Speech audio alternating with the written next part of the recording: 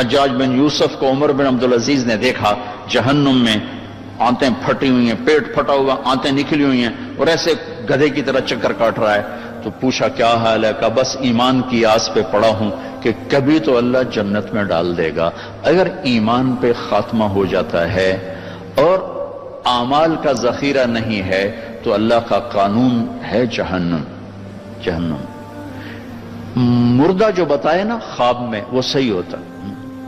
میرا ایک first cousin, جیسے ذمہ داروں کے بچے ہوتے ہیں، ساری زندگی غفلت میں گزار دی، جوانی میں مر گیا. بس وہ نمازیں اس نے پڑھی جو کبھی میں کھینچ کے مسجد میں لے گیا، یا پھر عید کی 2 نمازیں، اس کے علاوہ مجھے یاد نہیں. تو میں نے خواب میں دیکھا، میں نے کہا کیا حال ہے؟ تو اس نے کہا آگ کے تندور میں ہوں، آگ کے تندور میں ہوں. اب میرا تو خون، میرا تو چاچے کا تائے کا بیٹا، مجھے تو آگ لگ گئی. میں اس کے لیے پڑھنا شروع کیا، پھر حج کا انتظام کیا. تو حج کے بعد جب واپس آیا تو پھر مجھے نہیں خواب آیا، ایک اور ساتھی کو خواب آیا کہ طارق میاں سے کہو تمہارا تحفہ مجھے مل گیا، وہ جو میں نے حج کروایا اس کی طرف سے. تو اللہ تعالیٰ کا فضل ہے کہ اس نے یہ بھی رکھا اس امت کے لیے کہ مرنے والوں کے لیے ایصال ثواب کرتے رہو تو ان کی بخشش کے سامان بن جاتے ہیں. تو اگر ایمان ہے اور عمل نہیں ہے تو سیدھا جنت میں نہیں جائے گا، وایا ہو کر جائے. پوری دنیا ایک ناکامی کا سمندر ہے اور انسانیت کا سفینہ اس میں غرق ہوتا جا رہا ہے، ہوتا جا رہا ہے، ہوتا جا رہا ہے. میں اس صورت کا یہ لفظ جبوتی میں جا کے سمجھا جب ہمارا سفر تھا کشتی کا. ہماری کشتی آگے وہ ذرا جدید تھی اور دوسری کشتی پیچھے وہ ذرا پرانی تھی. وہ سٹیمر تھا، اس میں 250-300 افراد تھے. ہماری وہ فوجی کشتی تھی، اس میں 25-30 تھے. تو وہ پچھلی کشتی ڈوب گئی، اوور لوڈ تھا یا کیا تھا اللہ ہی جانتا ہے. جیسے 2-3 حج کو لے لیے اور یوں الٹ گئی اور اس میں کوئی 150 آدمی شہید ہو گئے. تم تھوڑا سا آگے تھے، ہمیں پچھلا منظر تو نظر نہیں آیا لیکن ہمیں خبر مل گئی کہ کشتی ڈوب گئی. تو ایک دم میرے منہ سے نکلا کوئی بچا ہے؟ چونکہ میں تو ان کو یوں تو ہم ساتھ ساتھ تو چلے تھے، ہم تیز تھے، ہم آگے نکل گئے، وہ تھوڑا پیچھے رہ گئے تھے. میں نے کہا کوئی بچا ہے؟ میں نے کہا پتہ کوئی نہیں. ان الانسان لفی خسر، جلال ہے، ساری دنیا کے مرد عورت ناکامی میں ڈوب گئے. تو ایک دم گھبرائی ہوئی آواز آئی، یا اللہ کوئی بچا ہے؟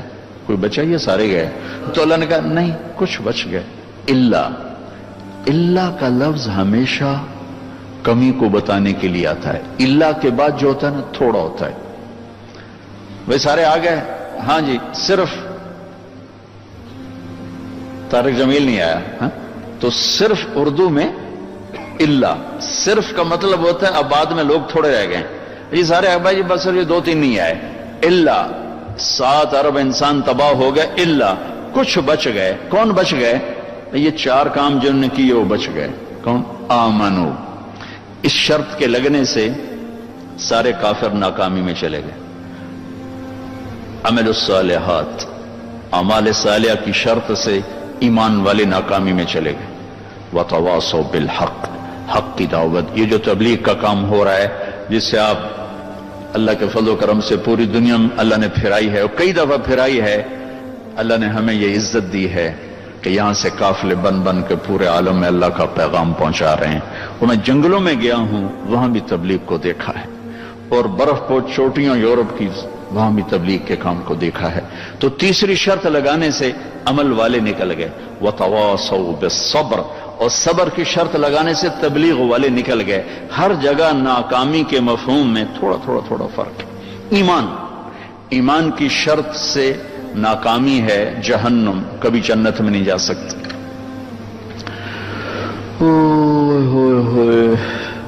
وہ فرشتوں سے کہیں گے ادعوا ربکم یخفف عنا یوما من العذاب، عذاب تو تھوڑا کم کر دو.